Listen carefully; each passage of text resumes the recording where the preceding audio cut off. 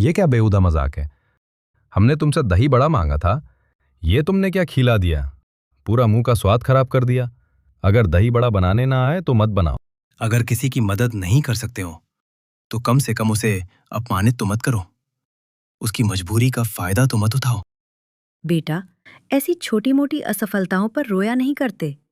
बेटा, अगर आज तू असफल हुआ है तो रोने के बजाय अगर अपनी कमियों को ढूंढकर उन्हें सुधारे तो तू भविष्य में एक ना एक दिन जरूर सफल हो जाएगा।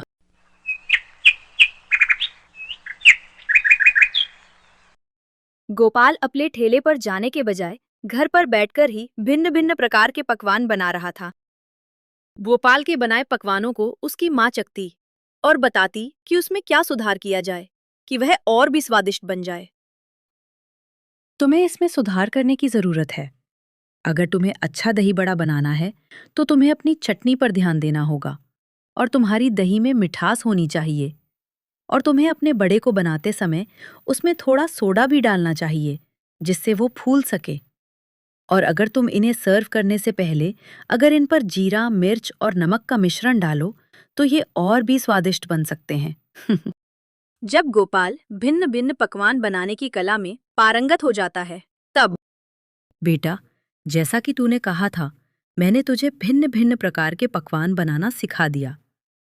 अब तुम अपने ठेले को पहले की तरह खोल सकते हो और अब तुझे किसी प्रकार की कोई भी परेशानी का सामना नहीं करना पड़ेगा। नहीं माँ, मुझे लगता है कि मुझे किसी ऐसे ही पुराने और खानदानी व्यापारी से संपर्क करना चाहिए जो मुझे व्यापार करने का मूल मंत्र बता दे, जिससे मैं अपने व्यापार को एक नई ऊंचाइयों पर ले जा सकूं।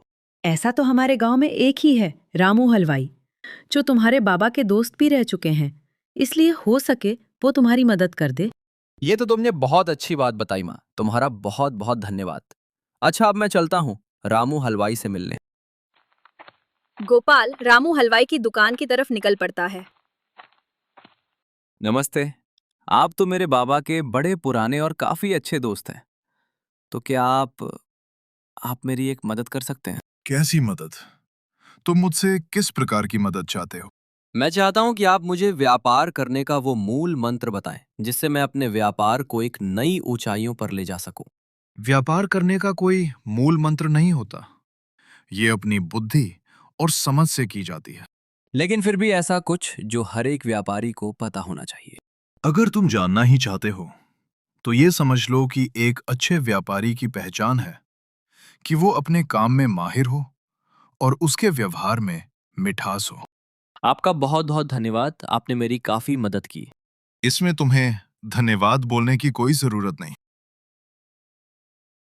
गोपाल अपने घर की ओर जाने लगता है कि तभी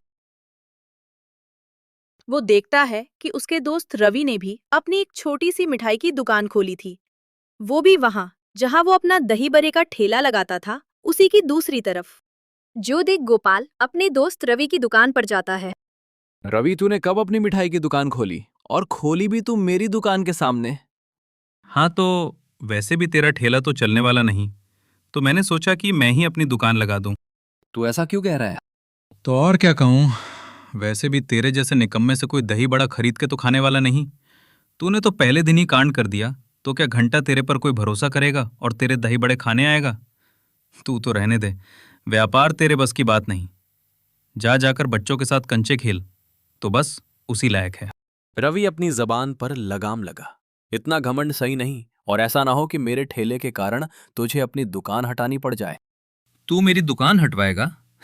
जा जा जाके सपने ही देख, क्योंकि हकीकत में तो ऐसा कुछ होने वाला नहीं। हाँ, लेकिन ये हो सकता है कि तुझे अपना ठेला हटाना पड़ जाए। तू देख लेना, मेरा ठेला चलेगा भी और तेरा दुकान हटेगा भी। मुझे इस रवि को सबक सिखाना ही होगा। मुझे भी एक छोटी सी दुकान खोल लेनी चाहिए जहां मैं अपने भिन्न भिन्न प्रकार की मिठाई बना और रख सकूं। अगले दिन गोपाल ने भी अपनी एक छोटी सी दुकान खोल ली, वो भी वहां जहां वो पहले अपना दही बड़े का ठेला लगाया करता था। गोपाल ने दुकान तो खोल ली, लेकिन सुबह से शाम हो गया, लेकिन उसके दुकान पर एक भी ग्राहक नहीं आए। वहीं दूसरी तरफ उसके दोस्त रवि की दुकान पर ग्राहकों की लाइन लगी पड़ी थी। इतनी मेहनत करने का क्या फायदा जब ग्राहक ही नहीं आ रहे? नहीं नहीं, मैं ऐसे हार नहीं मान सकता। मुझे कुछ ना कुछ तो करना ही होगा। लेकिन क्या?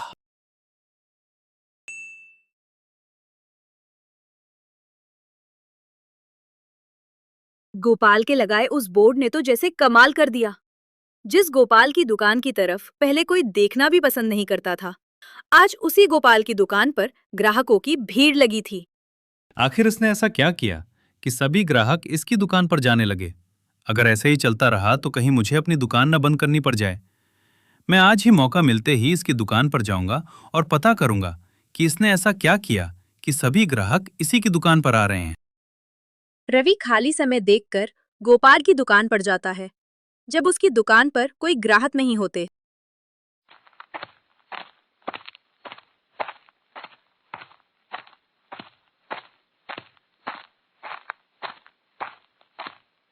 ओह, तो ये मसला है। इसी कारण सभी ग्राहक इसकी दुकान पर आ रहे थे। अरे रवि, तू? और वो भी मेरी दुकान पर?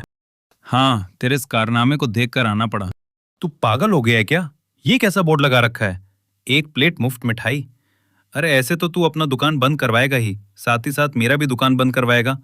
ये बोर्ड हटा, फेंक यहाँ से, नहीं तो कहीं हम दोनों ही रोड पर ना आ जाएं।